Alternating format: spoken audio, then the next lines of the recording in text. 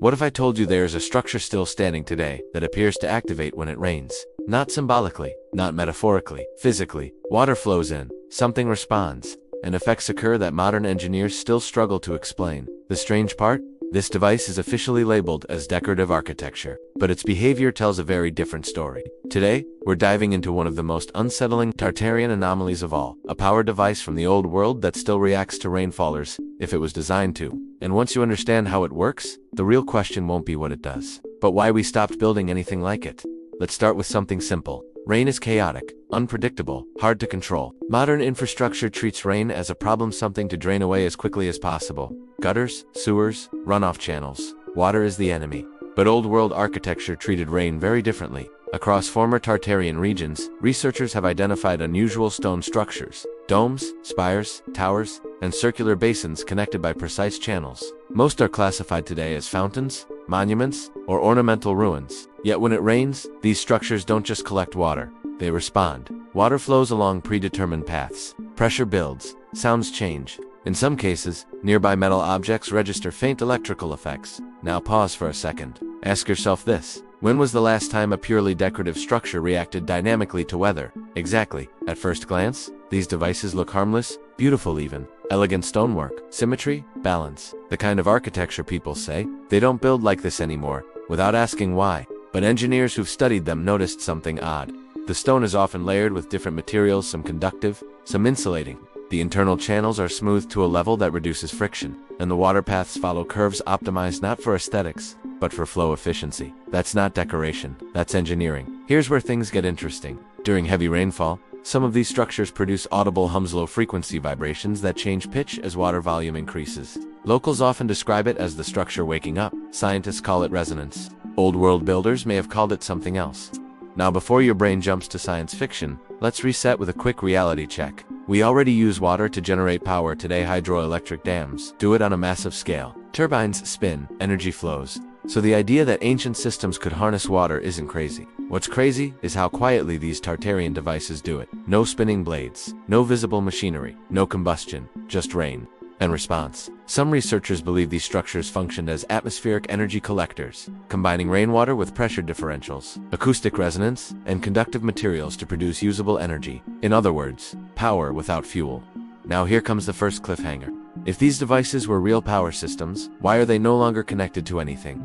That's where the story takes a darker turn. Historical records show that many of these structures were once integrated into larger complexes, public buildings, administrative centers, even hospitals. Over time, the connections were removed, channels blocked, metal components stripped away. The structures themselves were left behind, but disconnected, like unplugging a machine and calling it art. And here's something most people miss. The removal didn't happen gradually over centuries. In many regions, it happened rapidly within a few decades. Around the same period when Tartarian architecture was being reclassified, repurposed, or restored, restoration is a funny word. By the way, it sounds like preservation, but in practice, it often means modification. Let's do another quick pattern interrupt. Imagine discovering a smartphone centuries from now, removing the battery and screen, then labeling it a ceremonial slate. Back to the device. When rainfall activates these structures today, the effects are subtle but measurable. Temperature changes near the stone. Unusual ionization in the air. In rare cases, nearby lights flickered, not enough to be dramatic, but enough to raise eyebrows. Engineers who've tested them often stop short of publishing conclusions. The data exists, but the implications are uncomfortable. Because if old-world societies had decentralized low-impact power systems that relied on natural cycles, rain, air pressure, resonance, it challenges the story we're told about technological progress. It suggests we didn't move forward, we switched paths, and not necessarily to a better one. Now think about this from a broader perspective. A civilization powered by rain wouldn't need massive fuel extraction, no coal mines, no oil fields, no centralized grids. Energy would be local, renewable, and embedded into architecture itself, which raises a serious question. Who benefits from that kind of system disappearing? Here's the second cliffhanger. Many of these Tartarian devices still function partially despite being damaged, disconnected, and neglected. That means their original designs were incredibly robust. So what could a fully intact system do? And more importantly, why was it dismantled instead of studied? Official explanations usually say these structures were fountains, cooling systems, or purely aesthetic. But fountains don't need conductive layers. Cooling systems don't produce resonance, and aesthetics don't require precision-engineered water dynamics. At some point, coincidence stops being a valid explanation. The more likely answer is this. These devices represented a technology that didn't align with emerging industrial systems. They didn't require fuel monopolies. They didn't scale the way factories did. They couldn't be easily controlled, so they were quietly retired, disconnected, rebranded, and forgotten. But rain has a way of revealing things. Every time it falls, these structures remind us they were designed to do more than look pretty. They activate not fully, not loudly, but enough to whisper a truth we were never meant to hear.